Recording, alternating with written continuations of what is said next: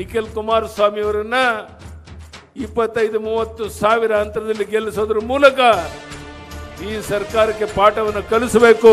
ಚನ್ನಪಟ್ಟಣದ ಮಗ ನಿಮ್ಮ ಮಗ, ಚನ್ನಪಟ್ಟಣದ ಮಗ ನಿಮ್ಮ ಮಗ, ಅವನು ನಿಮ್ಮ ಮಡಿಲಿಗೆ ಕುಮಾರಣ್ಣ ಅವ್ರು ಹಾಕ್ತಾ ಇದ್ದಾರೆ.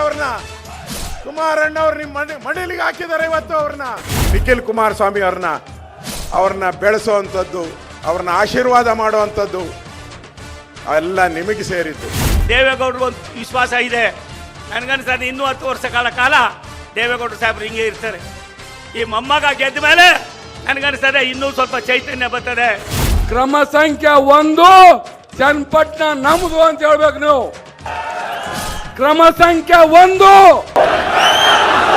ಜೋರಾಗಿ ಹೇಳ್ಬೇಕಲ್ಲಿ ಕಾಂಗ್ರೆಸ್ನವ್ರಿಗೆ ಕೇಳಿಸ್ ಹೋಗ್ಬೇಕು. ಚನ್ನಪಟ್ಟಣ ನಮ್ದು.